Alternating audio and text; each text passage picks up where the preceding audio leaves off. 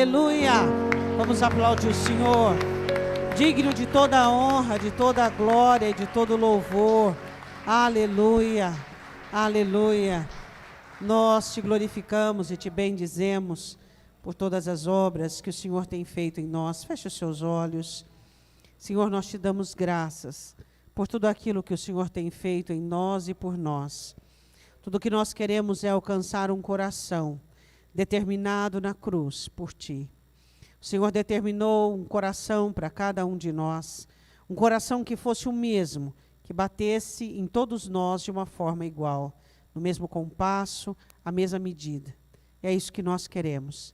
Senhor, queremos o teu Espírito Santo em nós. Queremos frutificar, Senhor. Queremos que o fruto do teu Espírito esteja dentro de nós. Dai-nos mais de ti. Faz-nos buscar a profundeza, o entendimento da tua graça e da tua presença.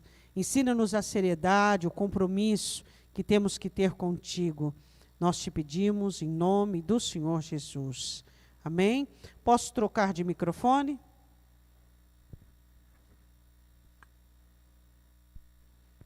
Abra comigo a sua Bíblia em Gálatas capítulo 5. Gálatas capítulo 5.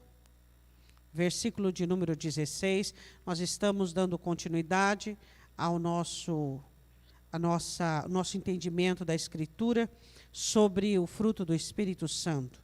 Gálatas capítulo 5, versículo de número 16. Amém? Digo, porém, andai em espírito e não cumprireis a concupiscência da carne, porque a carne cobiça contra o espírito e o espírito contra a carne. Estes opõem-se um ao outro para que não façais as coisas que quereis. Mas se sois guiados pelo Espírito, não estáis debaixo da lei, porque as obras da carne são manifestas, as quais são adultério, fornicação, impureza, lascívia, idolatria, feitiçaria, inimizades, contendas, ciúmes, iras, pelejas, dissensões e heresias, invejas, homicídios, bebedices, glutonarias e coisas semelhantes a estas, acerca das quais de antemão vos declaro, como também já antes vos disse, que os que cometem tais coisas não herdarão o reino de Deus, mas o fruto do Espírito é amor, gozo, paz, longanimidade, benignidade, bondade, fé, mansidão, temperança. Contra essas coisas não há lei. E os que são de Cristo crucificaram a carne com as paixões e as concupiscências. Podem assentar-se abrindo comigo em 2 Coríntios, capítulo 4. 2 Coríntios, capítulo 4. 2 Coríntios, capítulo 4. Versículo de número 10. Amém? Todos acharam? Trazendo sempre por toda a parte a mortificação do Senhor Jesus no corpo, para que a vida de Jesus se manifeste também no nosso corpo. E assim, nós que vivemos, estamos sempre entregues à morte por amor de Jesus, para que a vida de Jesus se manifeste também na nossa carne mortal. Você leu em Gálatas capítulo 5, do versículo 16 em diante, que existe uma batalha íntima dentro de cada um de nós, que é a ação do Espírito Santo de Deus contra a carne. Para quê?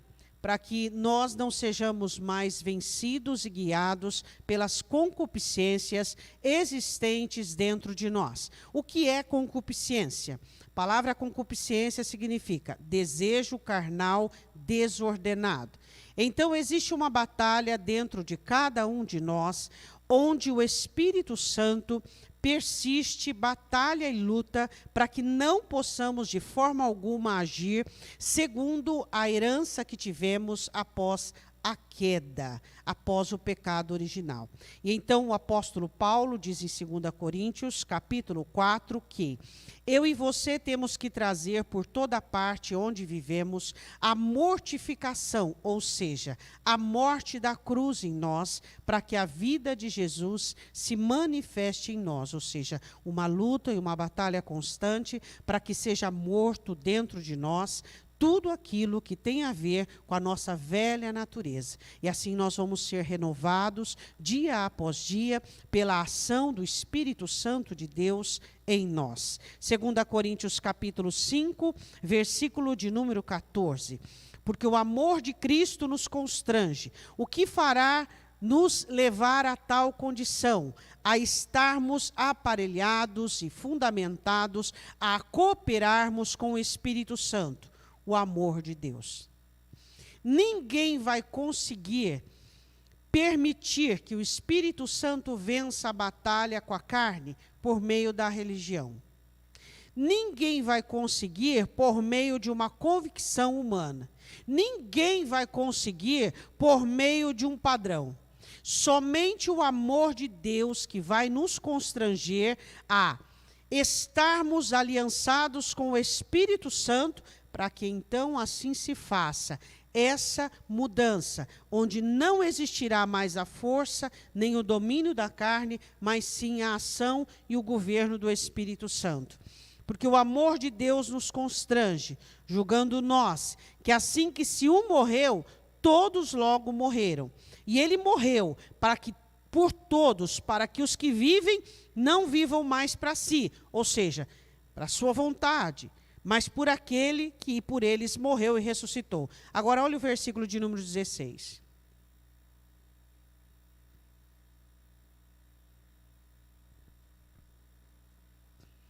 Vê que você vê aí no versículo de número 16.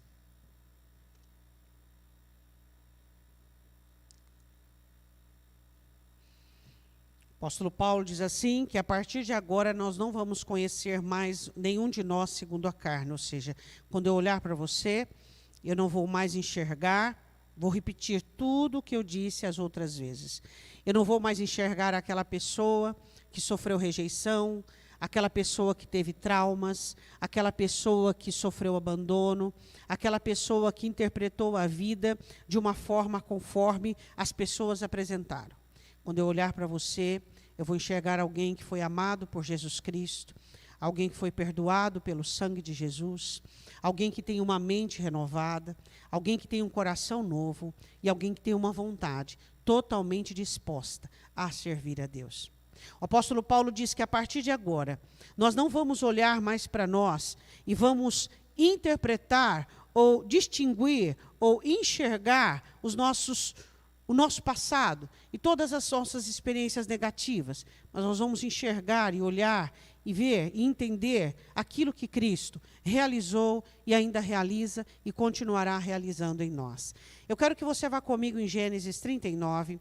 Nós falamos sobre o amor na vida de José e na vida de Jacó. Nós falamos sobre o gozo, que é rejubilar-se. Você só consegue rejubilar e ter uma vida de regozijo por meio da ação e dos propósitos de Deus inseridos e fundamentados na sua vida.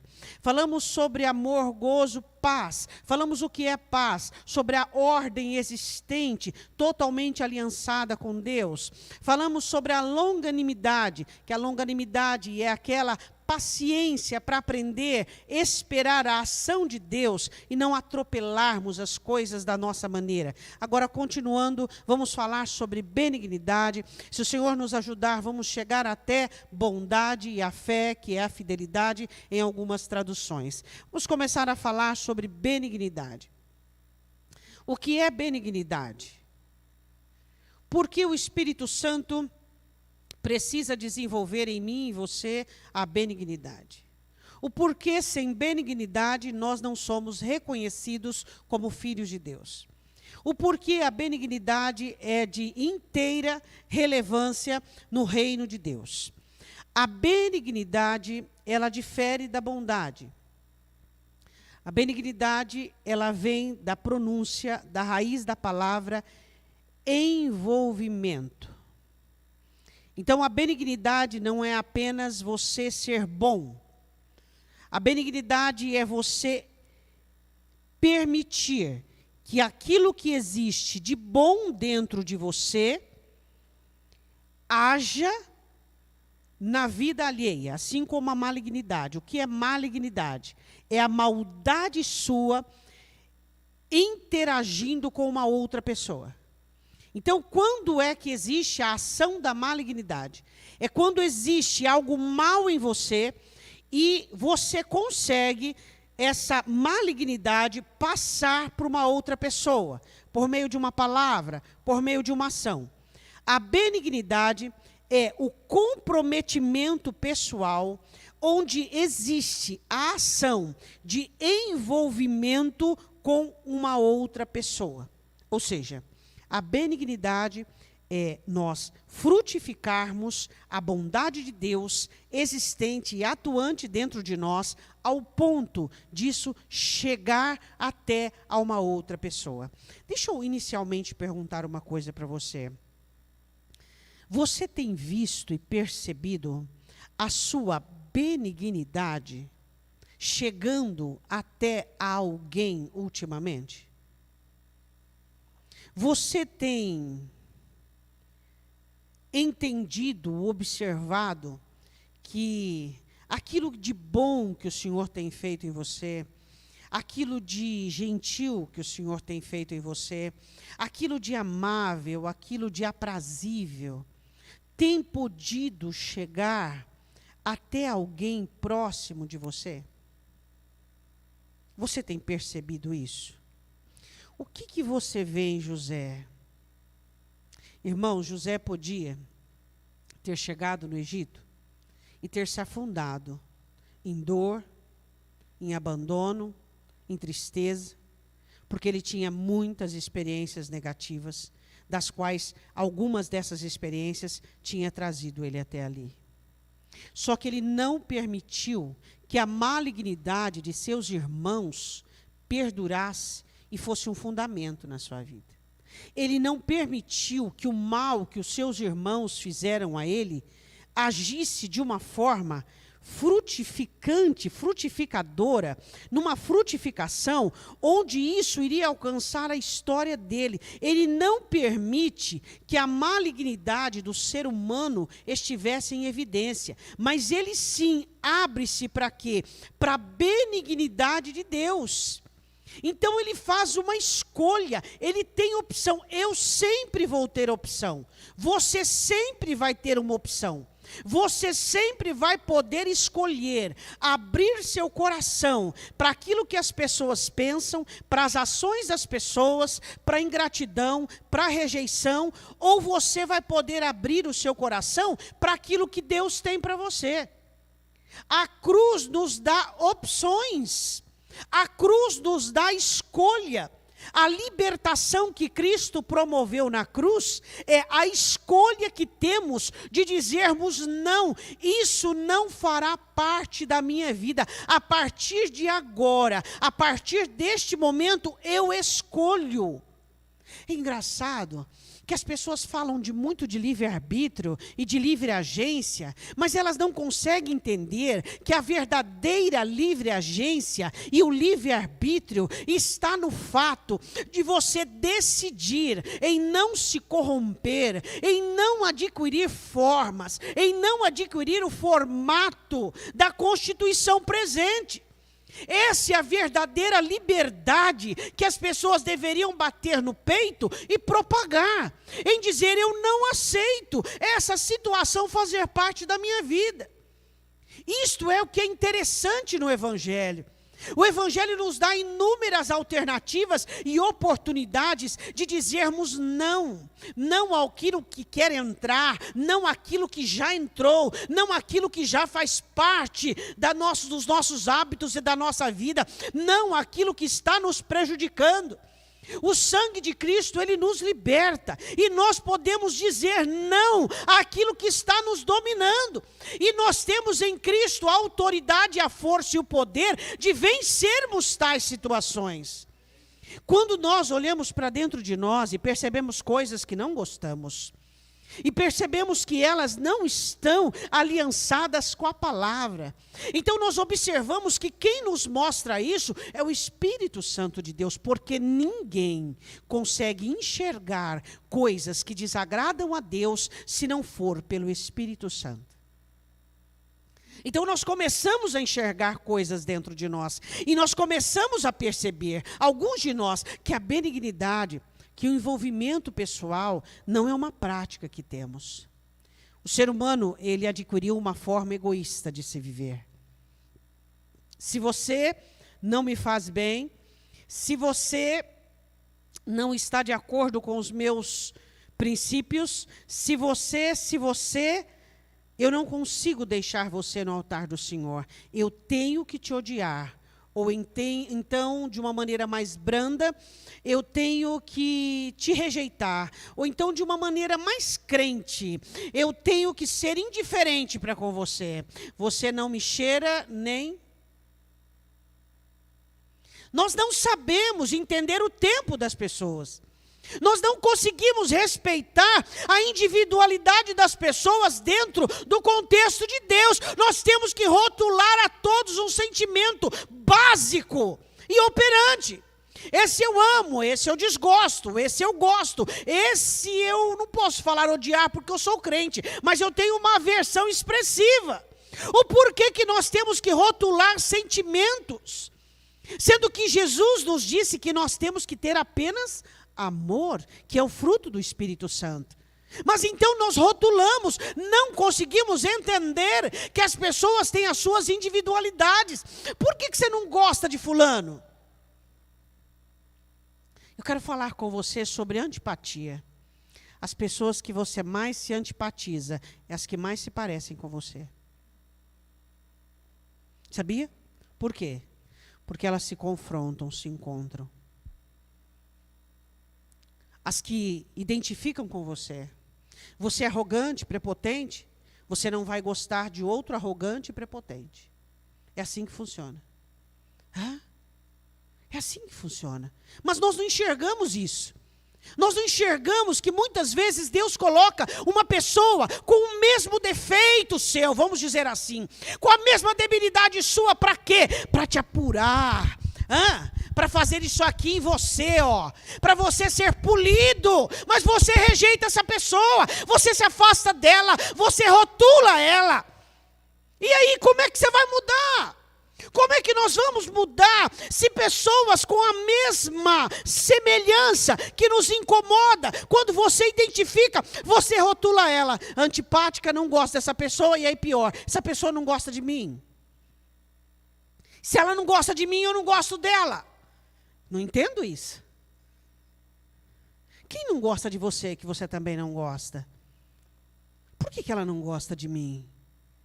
Ela não me conhece direito. Se ela me conhecesse, ela ia gostar de mim. Eu vou conquistar essa pessoa. Não é isso que o teu evangelho diz? Vamos falar do teu evangelho. Que evangelho você segue? O que o teu evangelho diz? Paulo dizia o meu evangelho. O que o teu evangelho diz? O teu evangelho não diz que você tem que orar pelas pessoas que te perseguem e amar até os teus inimigos? E você não ama as pessoas porque elas são parecidas com você? Onde está o envolvimento? Vou dizer de novo, as pessoas que você não gosta são as que são parecidas com você. E aí o Senhor coloca elas na sua vida e você tira elas do seu grupinho. E aí o Senhor coloca elas na sua vida e você descarta ela. Sendo que ela ia encurtar muito o seu caminho e ela ia facilitar muito a sua vida, porque você ia mudar muito mais rápido. A benignidade é algo que eu e você temos que ter. Nós precisamos compreender o benefício da benignidade em nós. Você que está sentado aí com o seu parente, diga um benefício só da benignidade em você. Um benefício só. Eu tenho números para falar para você, mas eu vou falar de um só. Um benefício da prática da benignidade. A benignidade é um envolvimento, quando você se envolve com as necessidades das pessoas. Quando você se envolve com o jeito das pessoas. O que é, pastor, eu me envolver com o jeito da pessoa? É você aceitar o jeito que elas são. Por quê? Porque se você olhar para uma pessoa e você já se antipatizar com ela, só pelo jeito dela, não haverá envolvimento. Você não conhecerá benignidade nos seus relacionamentos. Você conhecerá o quê? Não, pastora, espera aí um pouquinho, não é bem assim. Eu tenho benignidade. Vamos lá. Com fulano, Por quê? Porque ele é muito engraçado, eu gosto dele, preciso das piadas dele, do ar cômico dele. Eu desenvolvo benignidade com esse daqui. Por quê? Porque ele é uma pessoa muito bacana, pastora. Quando eu estou precisando de ajuda, de conselho, eu desenvolvo... Eu não diria que isso é benignidade nem a escritura. Isso se chama envolvimento de interesses. Quando você se envolve com pessoas porque você gosta do jeito delas e elas te oferecem alguma coisa, isso se chama envolvimento de interesses. Vou mais bíblico ainda. Vou falar agora de teologia. Mercenarismo.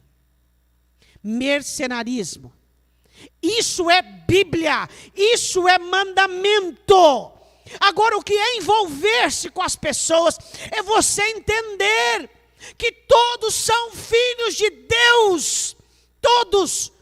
Todas as pessoas que aceitaram o Senhor Jesus e têm sobre elas o sangue de Cristo são filhas de Deus. E Deus as ama. E Deus tem uma obra na vida delas. E o Espírito Santo está ali, vamos dizendo assim, suando para transformá-las dia após dia. E você, como um legalista e um religioso, diz: você não serve para mim. Você está dizendo: Espírito Santo, a obra que o Senhor faz é um lixo. A obra que o Senhor faz não presta, porque eu não gosto do que o Senhor está fazendo.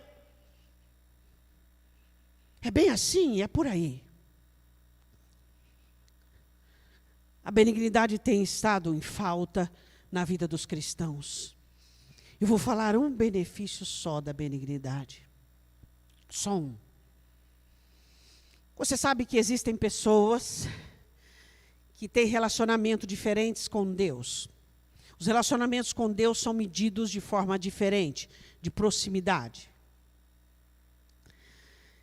E existem pessoas que têm dificuldade de receber a benignidade de Deus, de entender a benignidade de Deus, de confiar na benignidade de Deus. Mas os que praticam a benignidade, pasmem vocês, nunca você vai conseguir convencê-los que Deus não é benigno. Eles podem estar nos momentos mais difíceis da vida. A benignidade é de casa, é da família. Ela está ali de manhã, de tarde, de noite, no café da manhã, no almoço e na janta. Ela está ali praticando, atuante é de casa. E quando esse crente passa um momento difícil, ele entende, compreende o que é benignidade, porque é algo que é prática na vida dele. Então, meu irmão, os montes podem se transportar para o meio dos mares, as montanhas podem bradar a sua força, ninguém consegue convencê-los que eles vão perecer, ninguém consegue tirar deles a esperança, a aspiração, os sonhos, a alegria. Por quê? Porque eles não conhecem outro tipo de ação, eles não conhecem malignidade, eles não conhecem. E quando eles falham e erram, eles não entram nessa questão de culpa e condenação, porque eles sabem, eles não praticam isso com o próximo. Quando o próximo erra ou falha, eles não atiram pedras e são benignos, então eles têm uma acessibilidade enorme à benignidade de Deus, como José. Isso é só uma das vantagens da ação da benignidade. Pessoas benignas são mais leves. Pessoas benignas são menos complicadas. Pessoas benignas são mais felizes. E eu ficaria aqui a noite inteira falando sobre os benefícios da benignidade na alma. Saiba, o fruto do Espírito Santo não tem como primeiro objetivo o próximo. Repete isso para o seu irmão.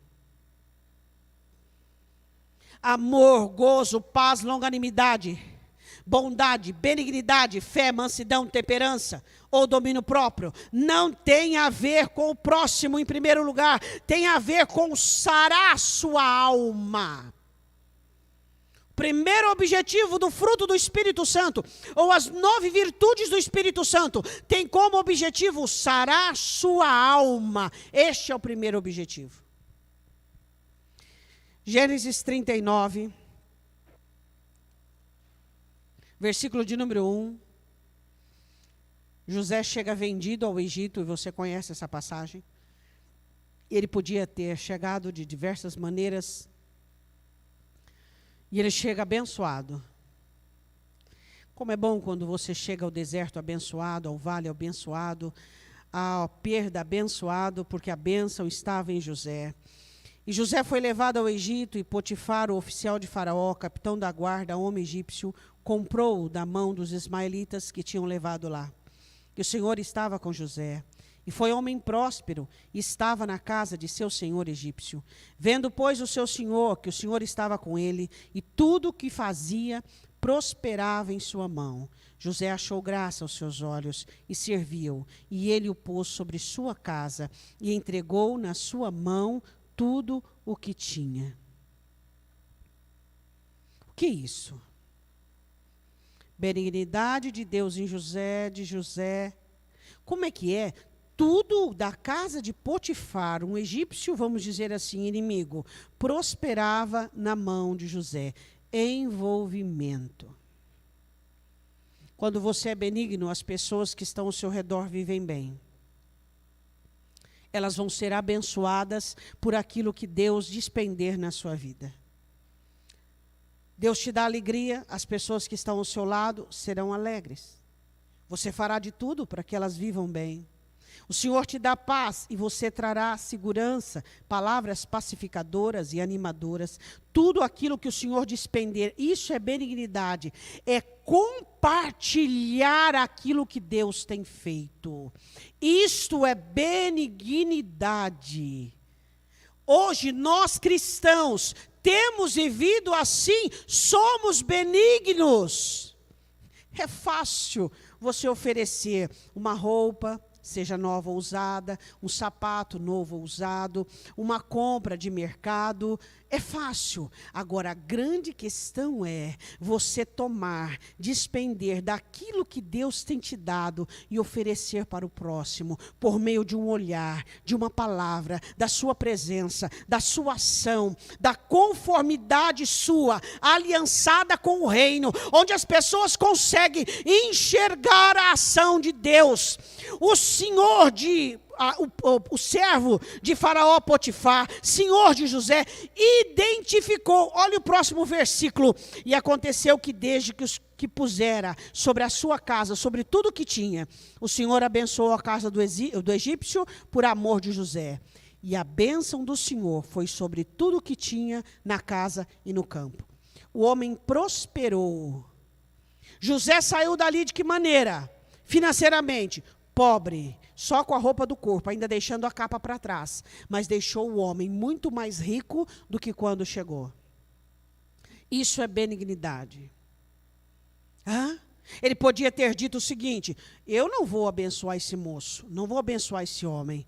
Ele me comprou, eu sou escravo, fui tirado dos hebreus, eu estou aqui indevidamente, eu estou aqui injustamente. Ele fez isso? Não, ele envolveu-se com aquele homem, entendendo que aquele homem era apenas parte do propósito de Deus na sua vida. Assim como você tem que entender que situações difíceis ou pessoas difíceis fazem parte do projeto de Deus na sua vida. Diga amém. Mas os crentes não querem nem coisas difíceis, nem pessoas difíceis. Eles querem pessoas fáceis e coisas fáceis. Essa é a grande questão. Se uma faca não perder parte de si, ela não serve para cortar o seu tomate, principalmente se ele estiver um pouco maduro. Faca afiada é o que perde um pouco de si. Toda vez que ela for afiada, ela vai perder um pouco de si. Se você quer ser nas mãos de Deus um instrumento útil, afiado, você precisa entender que perder um pouco de si é uma prática existente. É assim que Deus trabalha. Se você não aceitar, não tem como. Se você não entender, não tem jeito. Esse é o Evangelho. É o Espírito Santo contrastando com a sua carne para que você não seja como você quer, para que você não continue dessa maneira. para que o Espírito Santo de Deus faça nascer a identidade e a pessoa de Cristo dentro de você, você tem que morrer. Quando você disse assim, ó, sim, eu aceito Jesus como Salvador, o Espírito Santo deu ordem, mata. Foi assim. Mata. É assim que acontece. Hã? Mata. A ordem é morrer. Todos os dias. Todos os dias. Morrer para si, para a sua vontade, para o passado, para a carne, para o eu. Morrer, morrer, morrer. Para quê? Você leu o que Paulo diz em Coríntios. Para que Cristo viva em você. Quando José chega, ele se envolve. E ele faz daquele lugar um campo de treinamento. E tudo prosperava, e tudo prosperava, e tudo prosperava. Isso é benignidade. Agora, deixa eu perguntar uma coisa para você. Como é a sua questão de envolvimento? Você tem problema com envolvimento? Eu só me envolvo com aquilo que eu tenho segurança, você diz. Eu só me envolvo com aquilo que é aparentemente seguro, bom. Eu só me envolvo quando algo é me interessante. Eu só me envolvo quando eu vejo que... E assim vai. Sabe o que Paulo chama isso? Espírito de sensualidade. Paulo usa isso explicando a Timóteo sobre os falsos mestres. É quando você usa para puxar para você, para atrair para você. Você não consegue entender o reino de Deus. Ele não é seu, ele é de Deus. A forma do reino não é sua, é de Deus. Mas alguns de nós ainda queremos ficar com a nossa forma. Alguns de nós queremos ficar com a nossa maneira. Alguns de nós ainda queremos ficar do nosso jeito. Aí não combina. Não combina. E Jesus diz, quem comigo não ajunta, espalha. Aí não dá certo. Aí fica num estica e puxa. Aí fica numa religião maçante. Aí fica numa religião sufocante. Aí escuta uma palavra pesada. Aí o cântico está desse jeito. Aí a vida não está boa. Aí os negócios não agradam. Aí fica tudo muito maçante. Por quê? Porque não há benignidade. Não existe benignidade. Envolva-se com o reino de Deus, envolva-se com a palavra de Deus, envolva-se com as pessoas de Deus, se elas estão para você na sua ótica prontas ou não, envolva-se. Doe do bom que existe dentro de você. Doe. Despenda do bom que existe dentro de você. Envolva-se, diga para o seu irmão, envolva-se. Faça prosperar e faça abençoar as pessoas que estão perto de você. Fale para Deus, Senhor, eu quero ser benigno. Eu quero me envolver, eu quero estar junto. Eu quero que você vá comigo, deixa marcado a sua Bíblia em Gênesis. Vá um pouquinho comigo em Romanos capítulo 8. Eu quero mostrar para você que o nosso Deus é benigno. Poderia usar inúmeros textos para falar sobre a benignidade de Deus. Mas vamos analisar em Romanos capítulo 8. Romanos capítulo 8, versículo de número 26.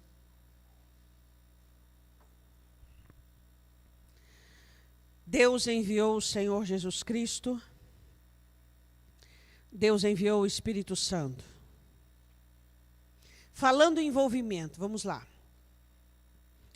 De 0 a 10, o quanto você é envolvido com o reino que te dá certeza de uma eternidade no céu. Vamos lá. Então vamos analisar. Por dia, o quanto você ora e lê a Bíblia. Vamos falar dias atípicos que aconteceu alguma coisa. Mas vamos lá, então, por semana.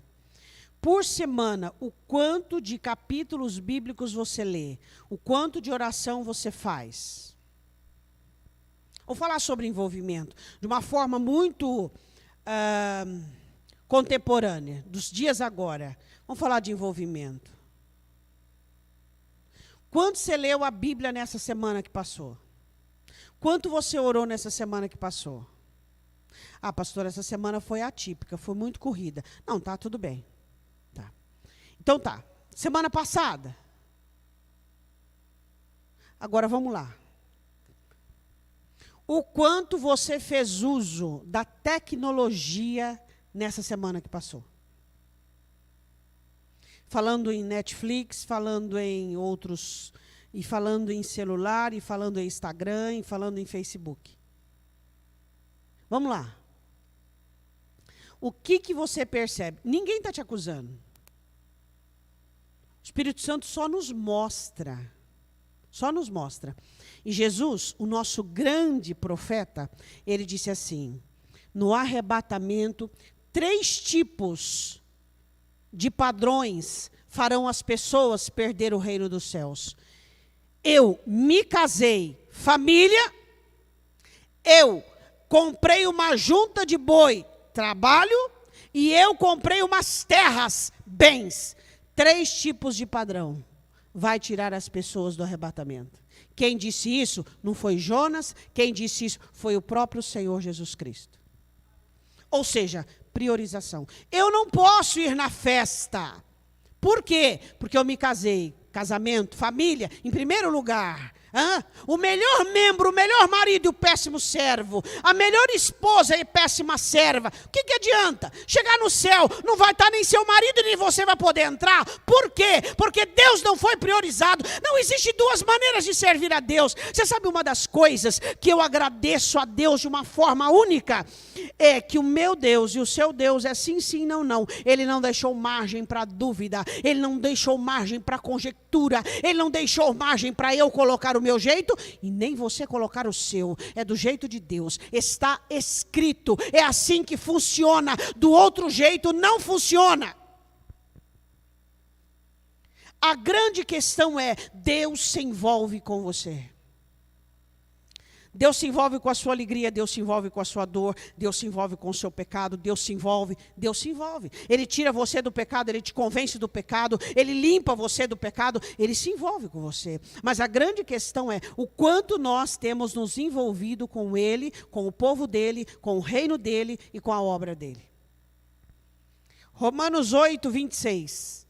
Da mesma maneira, o Espírito ajuda as nossas fraquezas, porque não sabemos o que havemos de pedir como convém. Mas o mesmo Espírito intercede por nós com gemidos inexprimíveis. Fala para mim de um envolvimento maior que esse. Explica um envolvimento maior que esse. Aquele que examina os corações sabe qual é a intenção do Espírito. E é Ele que, segundo Deus, intercede pelos santos. Sabemos que, olha esse envolvimento. Todas as coisas contribuem juntamente, ou seja, existem mais coisas, mas as coisas negativas e ruins e acontecimentos contribuem para quê? Para o bem daqueles que amam a Deus, daqueles que são chamados. Vê se isso não é envolvimento. Deus aproveita tudo o que acontece com você para transformar para o seu bem. Isto é envolvimento. Deus olha para você e te ama do jeito que você está, com seus defeitos, com as suas situações. Deus se envolve com você, Ele te ajuda, Ele te sustenta, Ele quer você junto dEle. E o que nós fazemos? Isso é benignidade. É envolvimento, é compaixão, é compadecer-se, é estar junto, é ir até lá, é estar compactuando da mesma coisa para prosperidade, para melhoria, assim como José fez.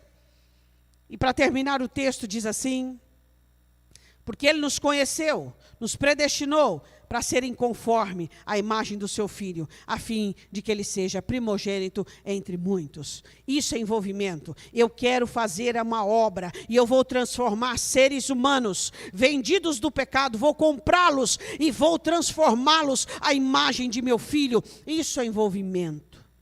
Deus quer olhar para mim e para você e enxergar Jesus Cristo. Esse é o objetivo de Deus. Este é o objetivo do Senhor. Mas se nós continuarmos assim, com os nossos padrões, do nosso jeito e da nossa maneira, enquanto você não abnegar o seu jeito e colocá-lo ao altar do Senhor e dizer, Senhor, eu quero aprender como uma criança recém-nascida, tudo, eu quero nascer de novo. Não são poucos os crentes que precisam nascer de novo. Não são poucos os crentes que precisam aprender a amar novamente, a perdoar novamente, a entender o reino novamente e estar diante de Deus de uma maneira limpa e com potencial para aprendizado.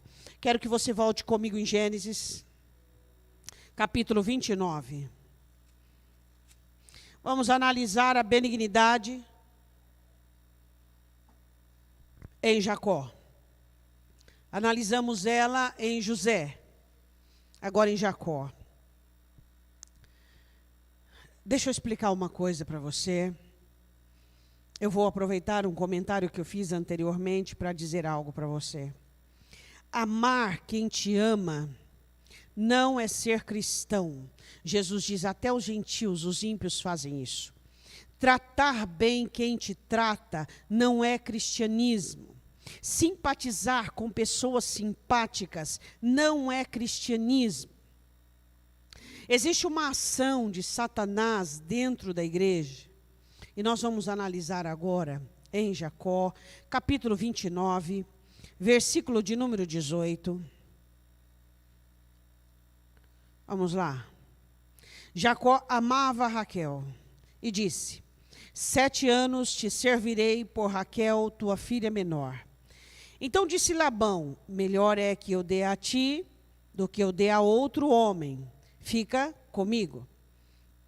Assim serviu Jacó 7 anos por Raquel, e estes lhe pareceram como poucos dias, pelo muito que a amava. Deixa eu mostrar para você, dentro da Escritura, a diferença de benignidade e de servilismo. Vamos entender o que significa servilismo e benignidade? Vamos compreender isso? Todos nós somos nascidos em um mundo onde a regra do maior é que vale. É o mais inteligente, é o mais esperto, é o mais atribuído e assim por diante. E então, todos nós somos atingidos de alguma forma por isso. E desenvolvemos uma tendência de vitimização e servil, ou seja, nos tornamos pessoas que mendigamos aquilo que temos falta. Você fazer algo para se sentir bem não é benignidade, é servilismo.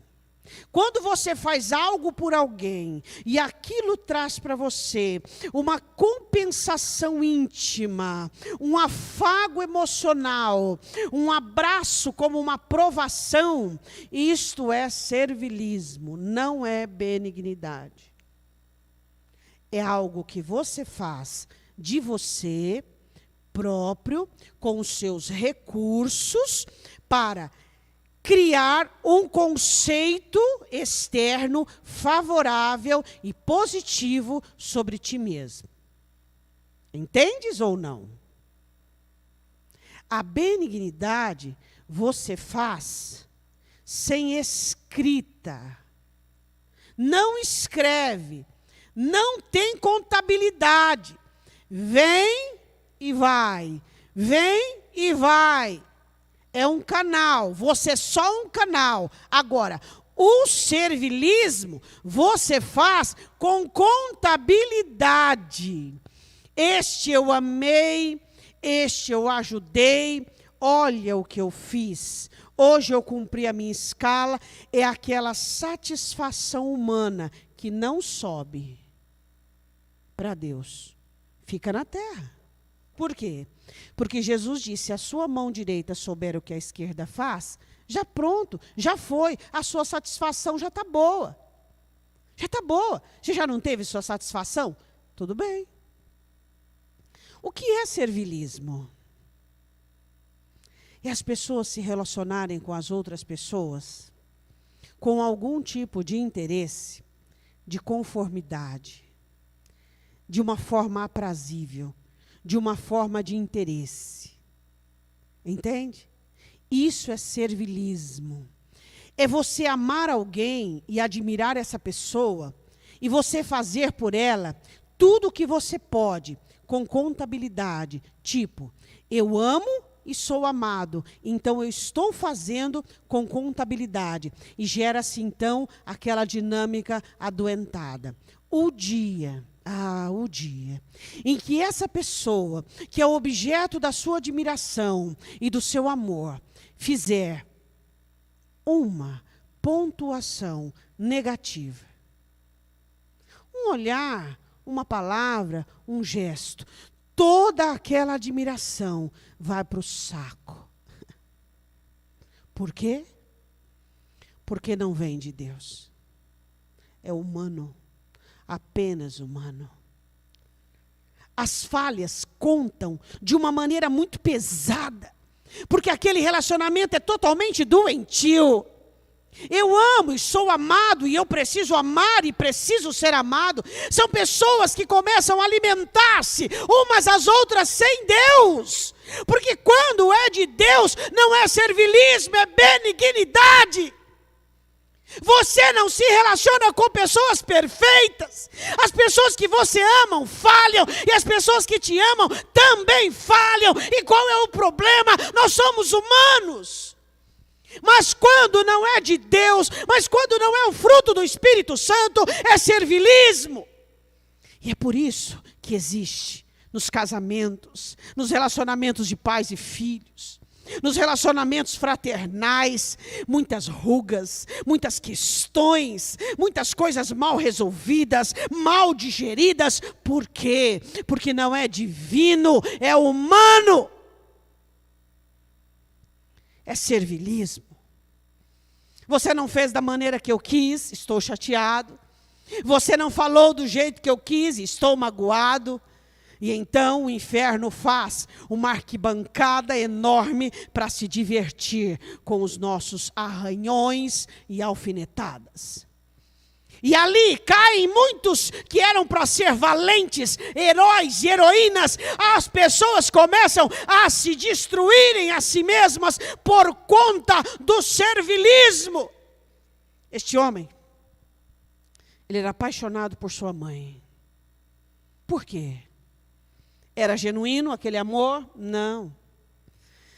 Uma pessoa rejeitada nunca consegue, e que a rejeição ainda flui, nunca consegue amar genuinamente. É tudo muito misturado, é tudo muito equivocado. E no lugar da mãe ele coloca Raquel. Assim nós fazemos. Colocamos pessoas no lugar de Deus. Deus não apareceu para ele quando ele estava deitado naquele lugar em Harã, com a cabeça na pedra, dizendo: eu sou o Deus de Abraão, seu avô, seu pai Isaque, e eu te darei essa terra, eu sou o seu Deus. Naquele momento não era para o lugar de mãe, no lugar de sua mãe, ter entrado a presença de Deus, a ação de Deus, não, ficou vazio. E entrou Raquel.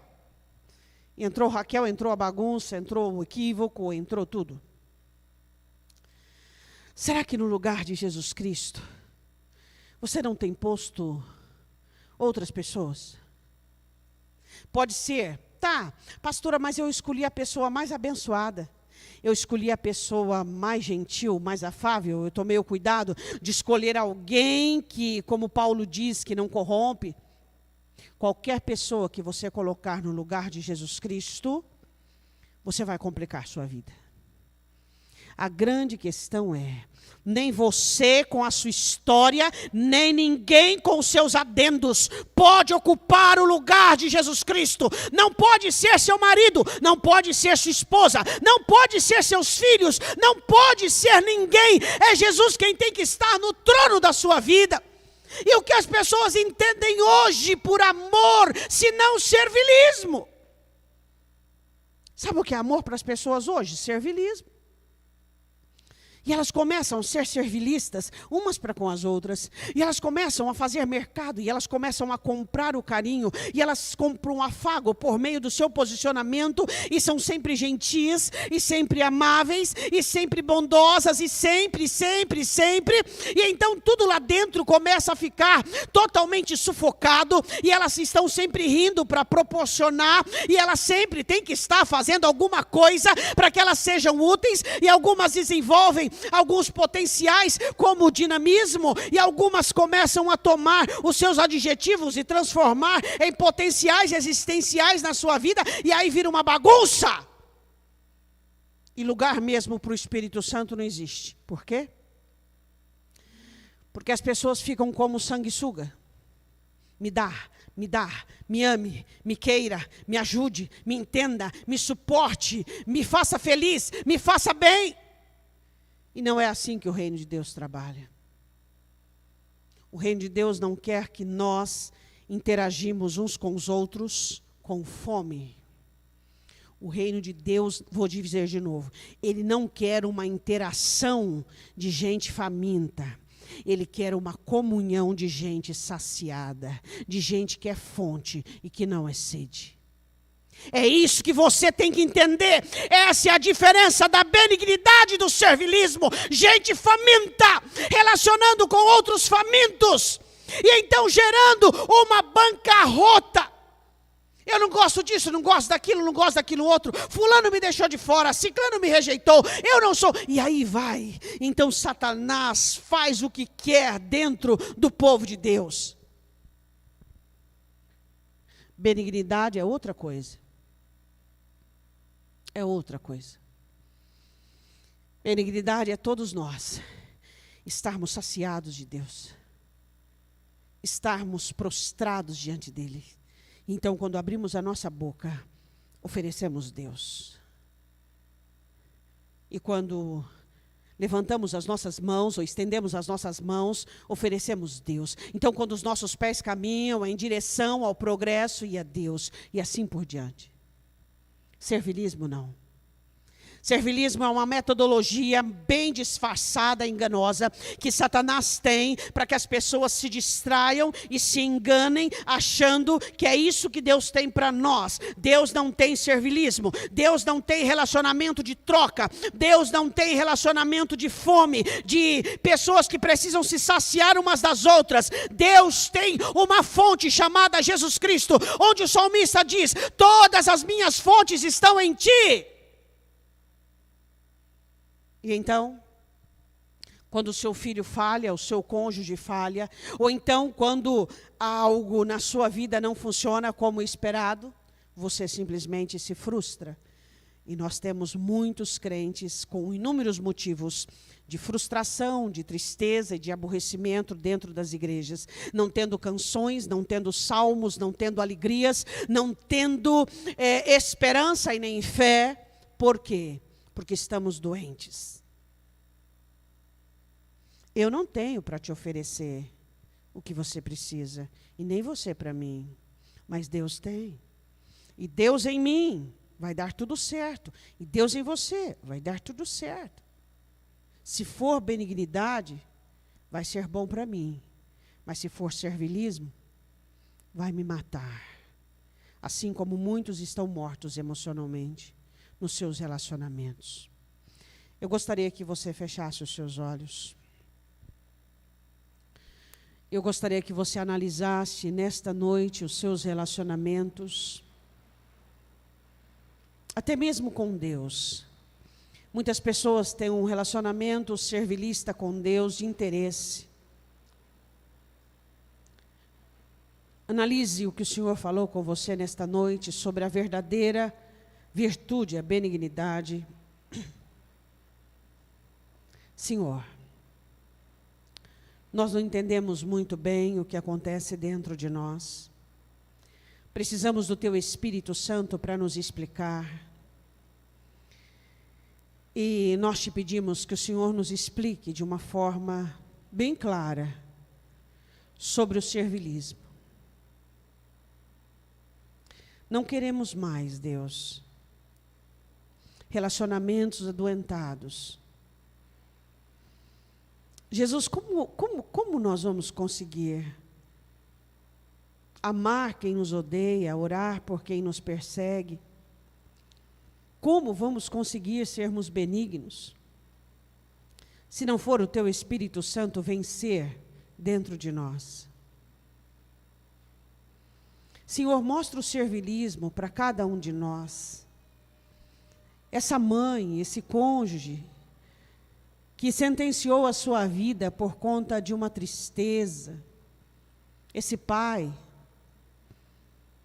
que tem a tristeza como um elo entre ele e a vida, por conta do servilismo. E quando as coisas boas dessa pessoa vêm, existe a alegria. E quando vêm as coisas ruins, vem a tristeza. Senhor, será que nós vamos continuar a sermos dependentes? Até quando, Senhor? A mulher ser dependente do marido, o marido ser dependente da mulher, o pai dependente dos filhos, os filhos dos pais, o amigo de outro amigo, o trabalhador do trabalho. Até quando, Senhor? Até quando vamos perder o apetite pela benignidade, pelas virtudes do Senhor, e vamos nos entregar ao servilismo, entregando a chave do nosso coração na mão de pessoas? Ó Deus, nessa noite nós queremos que o Senhor venha sondar os nossos corações. Mostre para nós, Senhor, onde temos tido um comportamento servil. Quem sabe existe aqui até pessoas que trabalham na igreja e que fazem de uma maneira servil, como compensação, como sustentabilidade para a própria alma. Ó Senhor, faz-nos entender a Tua palavra. Liberta-nos nesta noite. Nós queremos nos encontrar com a Tua benignidade. Queremos que a benignidade do Senhor mude o nosso jeito de ser, mude a nossa alma. Queremos que a benignidade do Senhor nos constranja e nos converta, pois a partir de hoje, queremos ser benignos, queremos nos envolver, Deus. Não queremos mais rotular as pessoas, não queremos mais sermos sensuais, separarmos as pessoas, rotularmos. Oh Deus, tira de nós toda meninice, todo infantilismo, toda imaturidade, toda necessidade que temos de mostrar força aos outros. Diga ao Senhor: Senhor, eu não vou mostrar mais força, machucando, ferindo, diminuindo. Quem sabe a pessoa que está ao seu lado já acostumou com a sua falta de educação, com o seu jeito grosso de ser, mas o céu não acostuma, sabia? O céu ainda está lutando com esse jeito grosso de ser. Fala para o Senhor: Senhor, eu quero mudar o meu jeito de ser. Eu quero me comprometer, me envolver, oferecer o bom que existe em mim. Isso é benignidade. Diz para o Senhor. Diz para o Senhor: eu percebo que eu sou uma pessoa que eu não tenho uma boa educação. Eu não sou uma pessoa polida. Eu não sou uma pessoa gentil e amável. Algumas pessoas eu trato bem, outras que eu posso pisar, porque eu acho que eu posso, eu piso. Ô Senhor, eu não estou te agradando. Isso me constrange. Diz para Ele. Fala com o Senhor neste momento. Nós vamos cantar uma canção. Senhor, perdoa-nos. Muda o nosso jeito de viver, Senhor. Muda a nossa maneira de ser. Todos nós somos iguais. Cativa-nos à cruz, Jesus. Prenda-nos à sua cruz. Que o nosso coração não se afaste da sua cruz, Jesus. Oh, Espírito Santo. Oh, Espírito Santo. Ensina-nos a sermos benignos. Luta contra toda a maldade que existe em nós. Fala para Ele.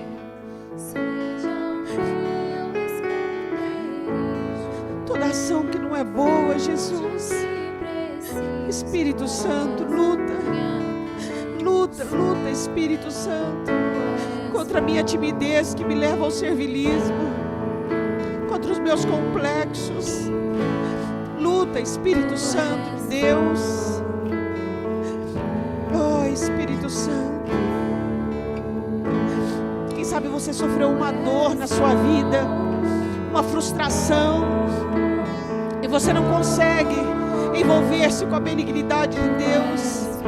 Pede para o Senhor limpar seu coração e faz conhecer a sua benignidade, Senhor, para que eu possa ser benigno, que eu possa amar as pessoas como elas são, que eu possa me envolver com as pessoas, com as necessidades delas, com as dificuldades delas. Deus, diz para Ele: oh,